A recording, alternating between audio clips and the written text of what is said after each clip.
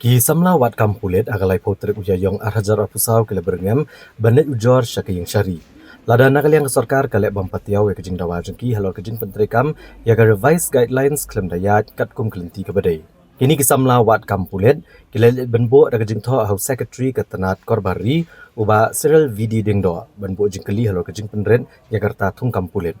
Habakran cilat patai kubor kabarilang penggro kalau itu bakini kejing tho kelong manuat kejing tep halor kejing le abean ketenat pulet pat berngamru balada kidang singap jar nagelang samla kim bansia benet ujorno syakayeng syari.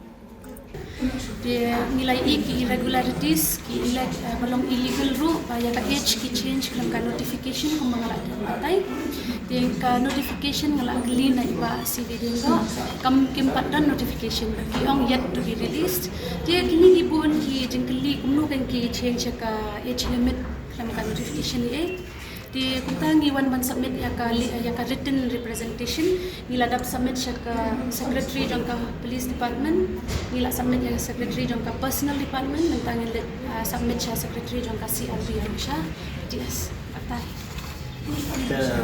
Pidan di ban ong berakhlak sudah memiliki lambapan pendiam kumba guideline oh niyo iba ki revised guidelines ki abo kelam ka notification kan takadaw ni one file presentation di damban siya ti kumba suggest lang ki samla baro ngin namban siya ngin hablet siya kon namar ba ngimla pi ban susha update ya kanika daday ban kay ki balong legal ho ngi iba kimbot kat kum ka notification di haka kot kuboro pilay ihi naka artarik arpun tarik fam Chief Minister Jungila ang baka notification is yet to be released. Takadaw long kumno kay pansyo penmi revised guidelines kelam ga notification.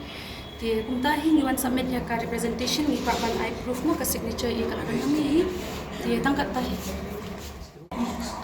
Akan ada jing lain kama freshman serta dengan studio himo maraba seperti itu boleh kesana. Tangkat tahi. balik pia studio kalau ke ingin Studio ya ka nomor pa arjan kat mulai don ka covid kam COVID-19 wa sya kata COVID-19 lo kata selain kali pro dengan kata studio bala pelan kesana jadi salah di benar yang tadi laksana angkatan itu akan itu ngelawan kento itu sini trim tu wan kento civil next week kan studio coba apa dan kata mesti buat menjadi kembali. Kecil tu apa? Kat pun berkom kini kita supaya komplit onjelak bendan berkan lak siapa yang berlaku mungkin kat tu bagaimana kita buat ia kepada ia nak anda melihat dia kata yang buat melaksuk. Akhirnya kata kita ni mau ki kendon mau tambah uji jom ni ki SSC, DSF, CRPF ini tanglah dapat iwan tang relax. Naga aku kendai ketanglah hadut lai pol ar an iwan tang relax buat apa ni ka sampai COVID-19. Apa lagi aku mikir apa tamlah an iwan tang relax.